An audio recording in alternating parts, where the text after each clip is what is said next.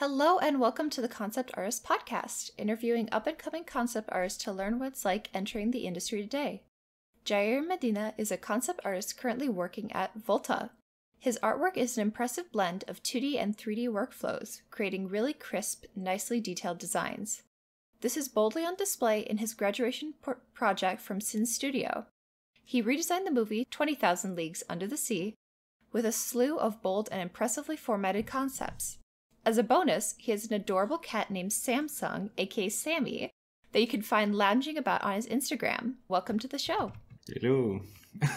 You know about Sammy? Yes, I have a cat that looks to be the same breed as Sammy, so I was excited to see. Alrighty, so as a first initial question to kind of break the ice, what would you say sets a concept artist apart from, say, something like an illustrator or a matte painter?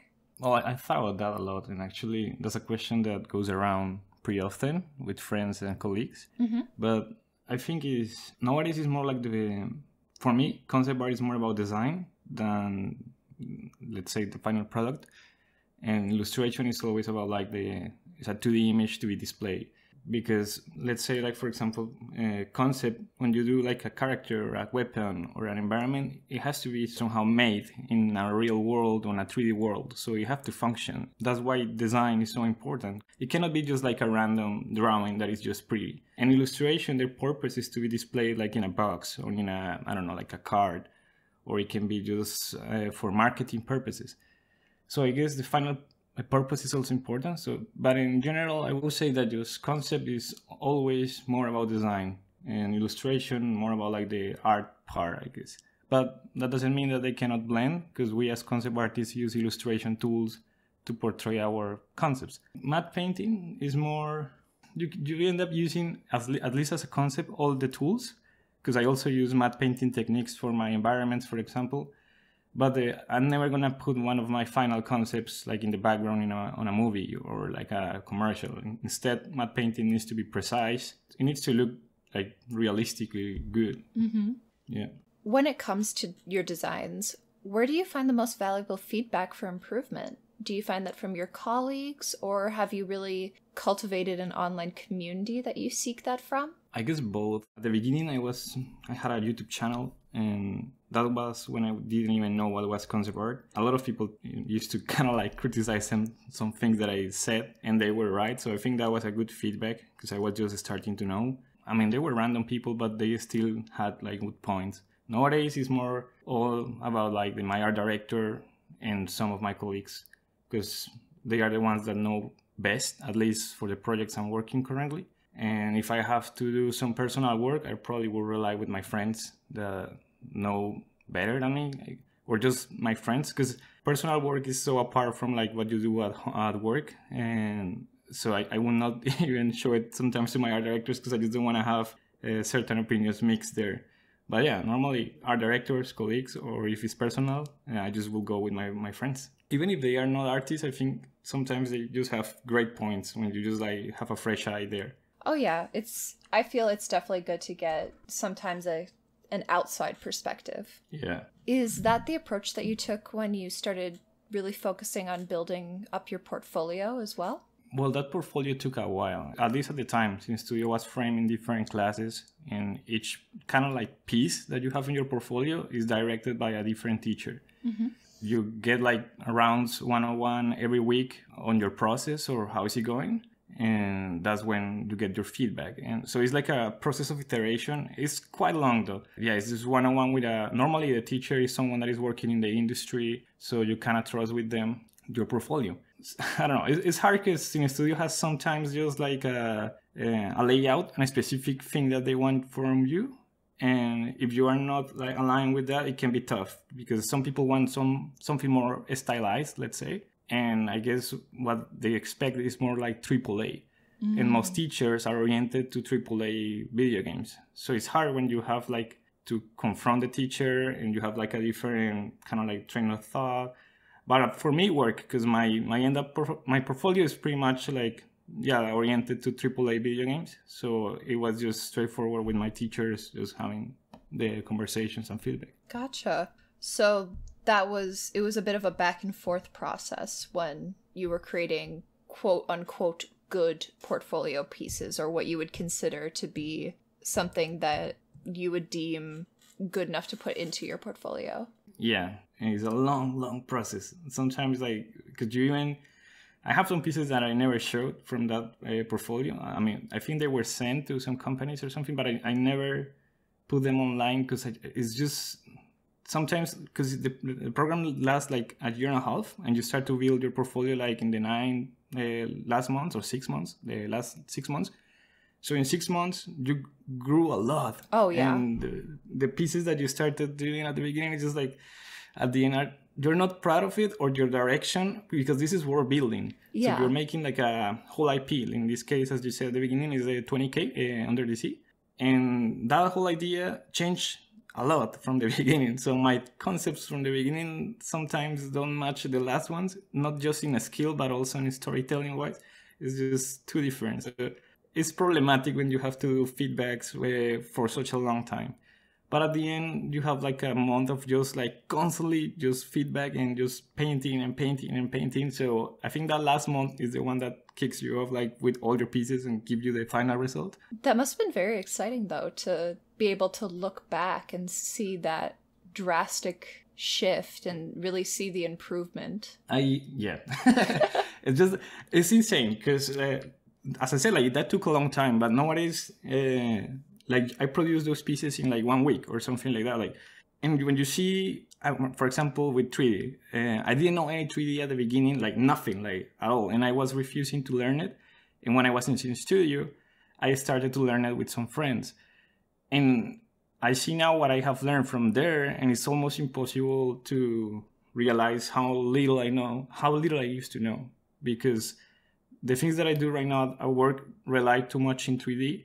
So when I see those concepts and my constant struggle through them, or just learning tools every week, I was learning a new software and all that stuff. It's crazy. It's just crazy how much effort I had to put from the beginning to just like get what I end up getting in that portfolio. So what did you have in your portfolio when you were hired for your current position? Oh, I did my portfolio. It was mostly in studio stuff, like all what is in my ArtStation, which I would say, as a rule for me, it was always, I had to have almost something of every topic that you could be asked to do in production, which is like environments, props, characters, and key art. Mm-hmm. So, or marketing art. So in my portfolio, and at least the way they lay out in Tune Studio is you need to do three characters, 2 environments, and 3 props. And that's like, and maybe 1 illustration. Not everyone managed to do all the pieces, and some do more than that. So I had roughly that amount. And I think that's great because this amount of pieces in each topic at least is something enough so that an art director can see that you can do it. Because you can make a great, like, let's say, environment, but can you do it twice or 3 times?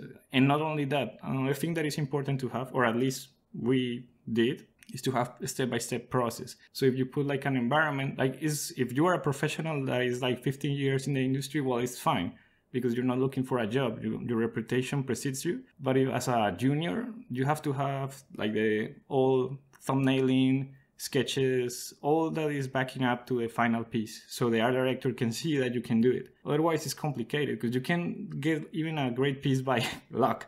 Or you don't know how you do it, but if you see the process, you will see it was not luck. It was actually premeditated. You actually did the research, and so I had those pieces too in my portfolio. So not just the final result, but every piece, almost every piece has its own like small brief of what I did. That's wonderful. Yeah, and we send that to our directors. Like it's part of like the portfolio because some people just put it in our station or something like that.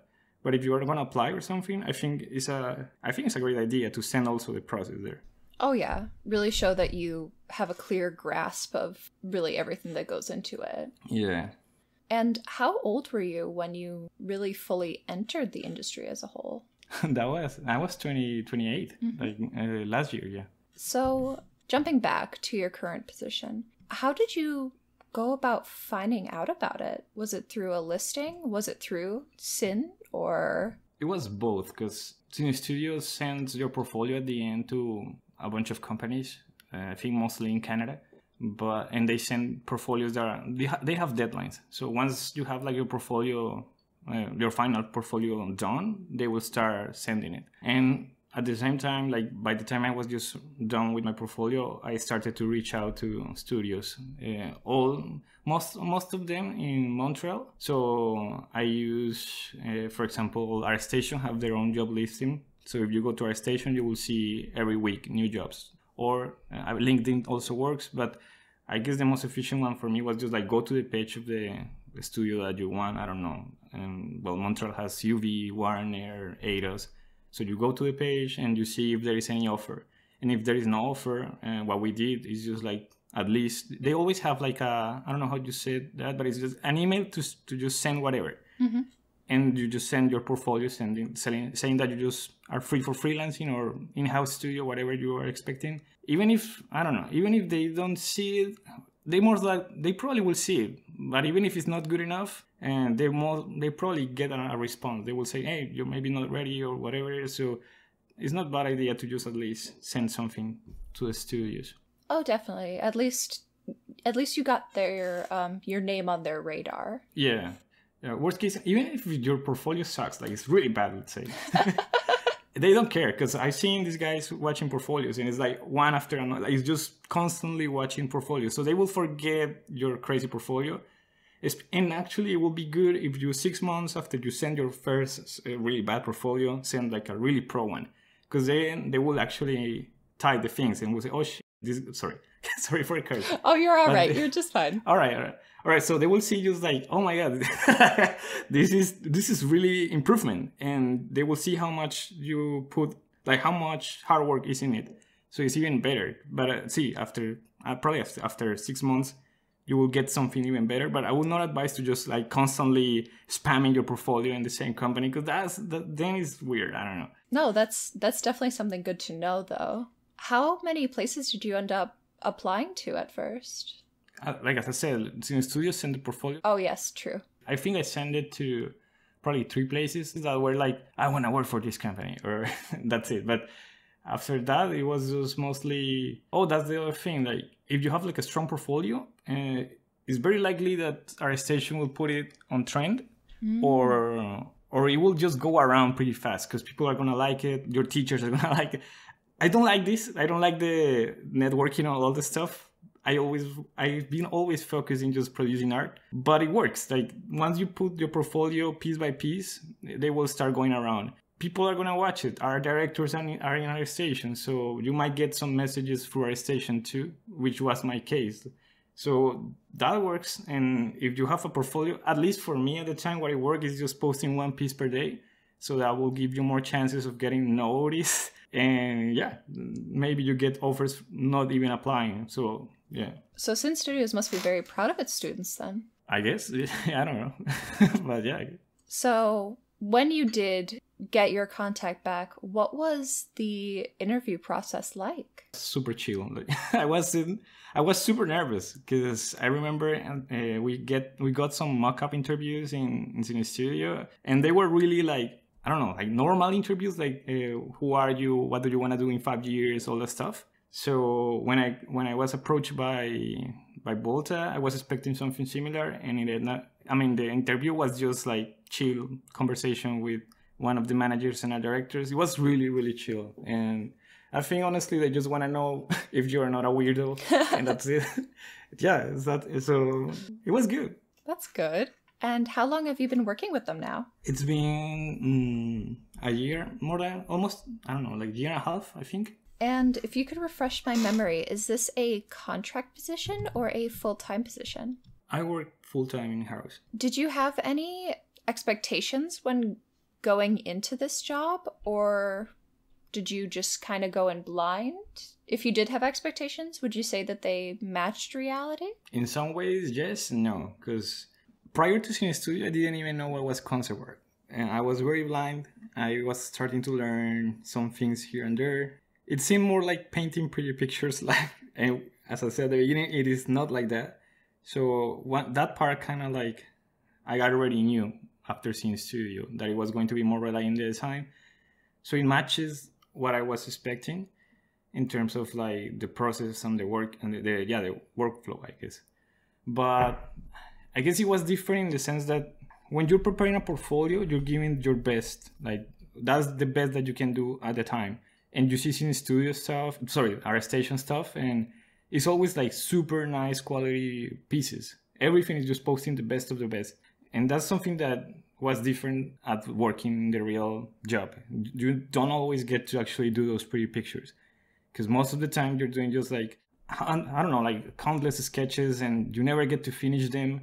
Or when it's like a concept, it's actually a concept. It's just about the design. And sometimes the pre-rendering, like the beautiful brush strokes, you don't have time for them. Maybe you have the time, but you prefer to prioritize other things in the piece because it's for a client, or the purpose is not just making it pretty. So you prefer to spend 3 extra hours just clarifying the design or the function of, I don't know, whatever is the concept.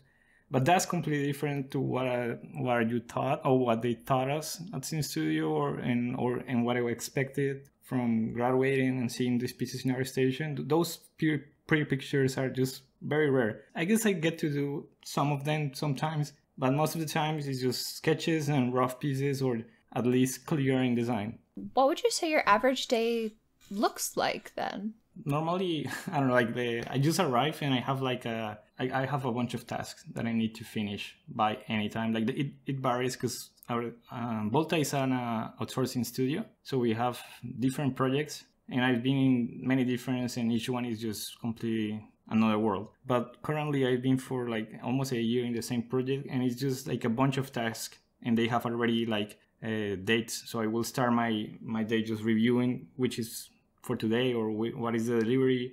And yeah, normally I don't have too much contact with clients, or at least my project manager already set up all the things that I need to for working, so I don't have too many questions or things. It's very clear, so I will just jump in the piece. And honestly, it's very chill. Overall, I just share with my colleagues, or I just work and maybe just see what others are doing, and then the day goes by, and that's it. It's pretty fun, but yeah. That's wonderful. What days of the week do you work? Do you have kind of consistent hours, or do you get to... It's like a regular 8 hours a day, 5 days a week, Monday to Friday. All right. And what would you say is kind of the, I guess, typical ratio of art to meetings schedule? Do you have regular check-ins with your supervisors and your team, or how does that work?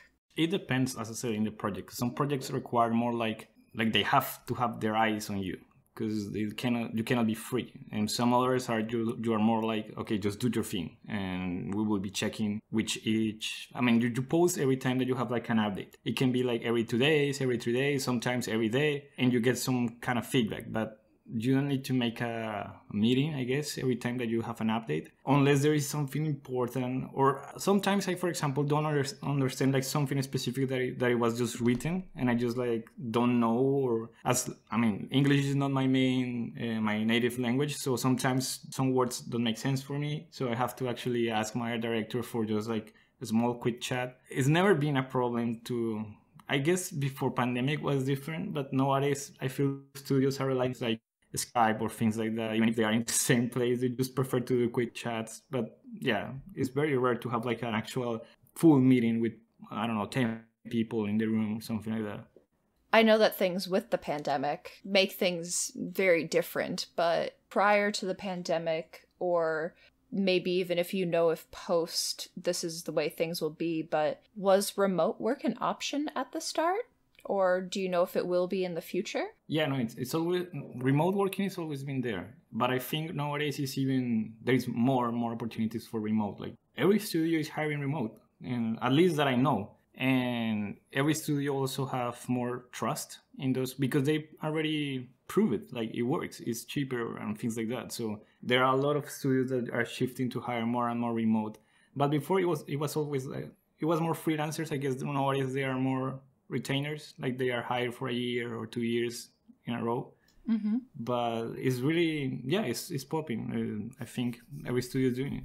That's wonderful. One of the major difficulties that I've seen with a lot of concept artists and just artists in general is not knowing what their value is. Would you be comfortable discussing your pay and benefits? I can give you like over a lot of things of how much I think they are charged right now for juniors and stuff, but if you're not that comfortable just sharing mine. Sure, totally. Only what you're comfortable with. I guess for a junior, well, that varies in terms of like where are you located. Yeah, because it's different if you are in Canada, like Quebec, or even in Vancouver, or if you are in LA. But normally, I would say entry starter is like 25 per hour. Mm-hmm. That's like the rate. And it goes from there, because you can charge as much as you want to market yourself. I guess you might need the validation of the experience, but because of the pandemic and stuff, like normally if they see that your portfolio is strong, you might be able to charge whatever you want, but it can be, I don't know, like from 25 to 50 to more, like, yeah. True. The pandemic is always something that kind of changes things. Yeah, but I guess if you have zero experience and it's your first job, like 25, 30 per hour is a good start. I mean, a benefit, it depends, really changing each company, because I know some companies that they offer like the regular, of course, health insurance and stuff, but there are also some that give you spas and I don't know, gym, and it's crazy. Some companies are really crazy, but it depends. It's really studio dependent. Does your company offer anything like healthcare benefits or anything like that? Yeah, I think they are obligated to give you healthcare and those things. I think here also they give you French classes, because this is Quebec and it's a French province. Mm-hmm. So the government requires you to learn French, or at least the company to provide some kind of teaching, But yeah, health is just like a must. And that's the difference between, well, I guess the difference would be just also taxes, no? Like health insurance and taxes is something that you will not have to worry if you're working in-house. If you're freelancing, you will need to always, have all your things together and get your money separated from what you're going to pay at the end of the year and things like that. All the extra paperwork. Yeah. Yeah, so that can be an issue. Mm-hmm. What were some of the most common mistakes that you found yourself making when you started creating professional concept art? I think caring too much about the final product. But, well, I'm gonna, like, the separation is, if you're trying to get a job, you need to, I don't like it, but you need to do pretty pictures. Not pretty pictures only, but also grading design and all the stuff. Mm-hmm. But that's not concept art for me. Like, I think concept art is more an exercise, as I said many times, of design. So I think that was a mistake, just caring too much about like presentation and how beautiful it has to look, and if the rendering is, that's good as a personal work, but for concept, I don't think it's that useful. The other thing is also checking too much Instagram and ArtStation and all that stuff, because you get caught into all the trends, and that's something that affected me quite a lot, and it gave me headaches, and it wasn't good for my mental health, just being constantly, I don't know, bombarded with all this concept art and stuff. It's just annoying. I think it's good to just, like, if you want to check what is happening, just grab, and that's what I did. I like sci-fi and I like certain things, so I grabbed a folder and made my own folder of reference of things that I like, and for a couple of 6-7 months I stopped looking to social media and artists' social media, I guess, and just focus on my thing, and that helped.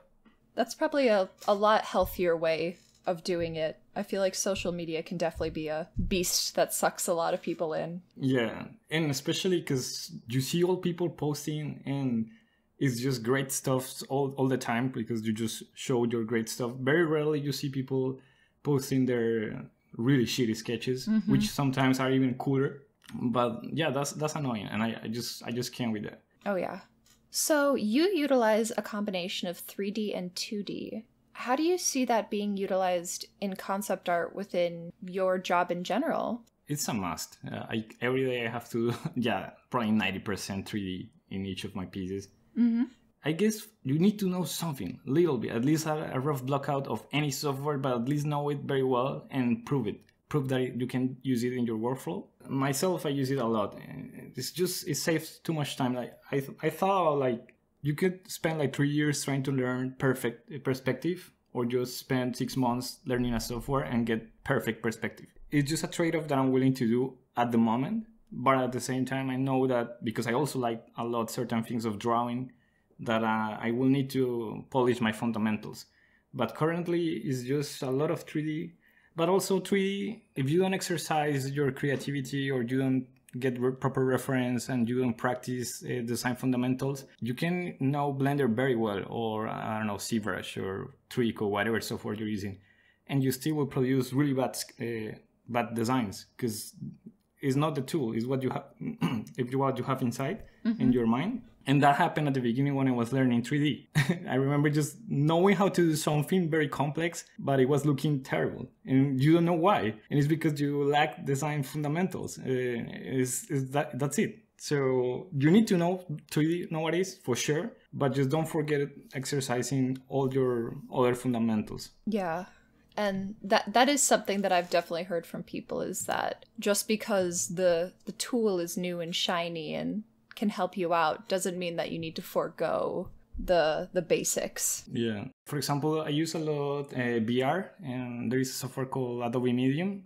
And honestly, it's a software that lets you be free. Like, you can create anything there, and it's really easy to pick up. Like, you probably in 1 week are doing less. Like, the first time that I took it, it felt like natural. Like, it was just, this is how it's supposed to be. It's like playing with clay. Mm-hmm. But then you realize how much you lack. Because no matter how easy it is, you just don't do good things. Everything sucks. Yeah, that's like also a good proof that you still have a lot to go. Very humbling.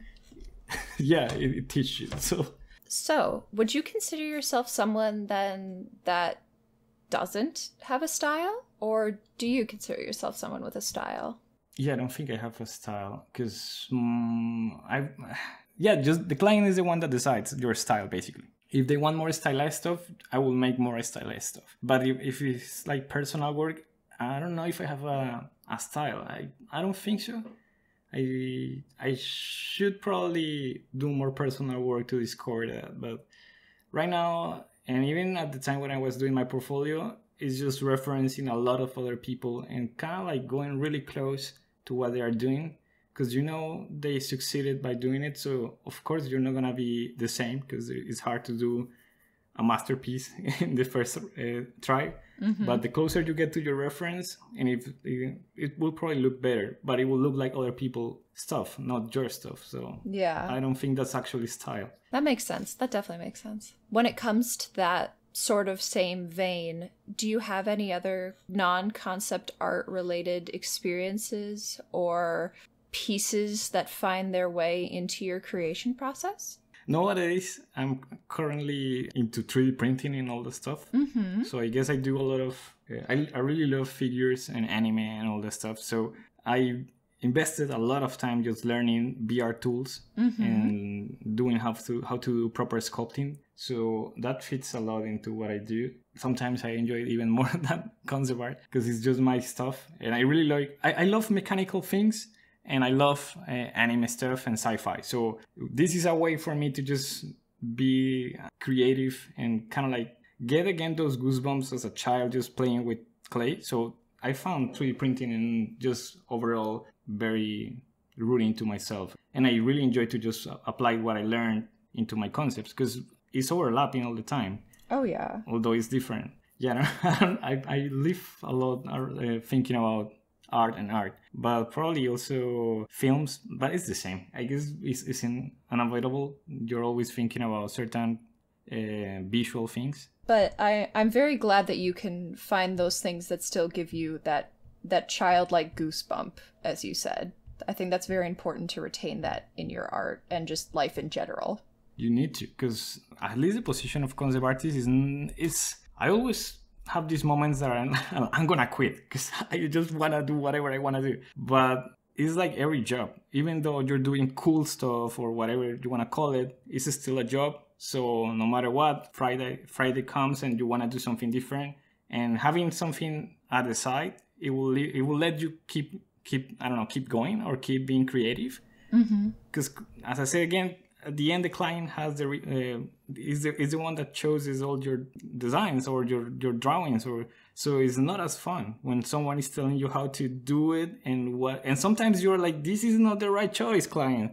you should go with the other sketch. And they choose the one that you hate. So that starts to build. Every week you start to feel like, I don't know if I like this. And if you don't have anything else, maybe that's why people start to do proper personal work that is not client related. Because some other actually go to do freelancing. And it's up to everyone to do whatever they want. But you can get burned pretty fast. Finding that work-life balance is probably incredibly important. Yeah. So finding that work-life balance, how do you spend your time off of work? I just do a lot of VR and sculpting. It's just like I've been obsessed with that for the last month. But I try to also, when the time, like the season allows you to go out or just gather with friends. I don't do it as often. I think it's a mistake. It's just that when I have to learn something, I cannot get away from it. It's just I need to learn it, and I get a little bit obsessive with certain things. But I have to kind of like pull myself from there and just like, hey, do other stuff, or just, as I said, go with your friends, or maybe just have a simple dinner or something, but just not always think about art. So I try to spend my free time. I try to, but it's hard to just not do art. To completely veer back to the art subject, what do you find most exciting about concept art? Well, one thing is just the fact that I'm working in video games, and I love video games, and that was the main reason I decided to come to this industry, because I study another thing. Yeah.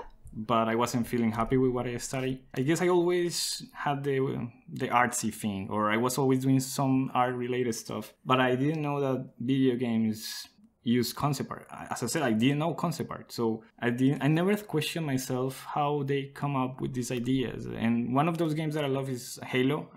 It was something that I just played so much with my cousins. So knowing that there are people designing things for Halo was like, whoa, can't believe it. So nowadays it's kind of like that. And I love that. I love that I get the chance to just put something like little there just in any video game. It's just like a fulfilling realization when you see that you are working in the things that you love as a kid. And yeah. I never intended to be like full circle, but it ended up being a full circle. So that's probably, for me, it's amazing. That's really fantastic to hear, though. Yeah. Do you have a goal in mind with that going forward? Is there a kind of a future goal with that, or are you just really content with the way things are progressing right now and you'll see where it takes you? Well, I used to believe that I wanted to be the best once that's ridiculous. I wanted to just keep improving as fast as I could. But as I said, you get burned pretty fast. So, and also with this 3D printing stuff, kind of like I opened my eyes. And it's just, for me, it's more about being creative. So if I see a path in the future, is whatever it gives me the chance to be more creative or just explore new tools or things like that, I will go for that route without thinking too much in what is the end result. Because I don't know if there is a point to being the best or just getting certain position, or once you achieve certain balance or certain, let's say economic stability, you will need to look things in perspective. And for me, it's more, I don't need to keep stressing too much in just being perfect or things like that. And instead, I prefer to just explore and learn new things. And if next day I want to do something that is totally out of concept art, but it still keeps me going and keeps me happy and entertained and just creative, I will do it. So I don't think I have a plan right now. I used to, but right now it's more about enjoying and keep going. That's really, I think, again, a really healthy way to look at it. I hope so, because who knows? Maybe I'll get crazy with all these tools and stuff. I don't know, but it makes me happy. So that's what matters. Exactly. Well, thank you so much again for coming in today and sharing all of this with us. Oh, yeah. Thank you to you. And thanks for the interview and all the questions. I guess I hope someone, probably it helps someone. I don't know. But yeah. While I still have you here, are there any platforms or projects that you're currently working on that you'd like to give a shout out to? Oh, well, not our station. Jair Medina and Instagram too. And that's it. I don't have any more things going right now, but probably in the future. All right. And if anyone's interested, are you currently open to commissions? Not at the moment. Okay. I guess I will post eventually if I am. Okie dokie. Well, thank you all for listening. If you are a concept artist or know one who might be interested in coming in the show, please let me know. And thank you again for coming on and talking with us today. Oh, that was for me? Sorry. No. Sorry. No, you're all right. You're all right. Just fine. Well, again, thank you so much. And definitely say hi to Sammy for me. Yeah, she's actually not in Canada. Aww. I couldn't bring it because it's really complicated to bring a cat. So I have to leave it in Colombia, where I'm from. But I miss her a lot. I hope that you can see Sammy again soon. Yeah. My mother actually sends me pictures of her every day. Good. Yeah. Good. Yep. Well, I hope you have a wonderful rest of your day and have a great weekend. Same for you. Thank you. So goodbye. Bye-bye.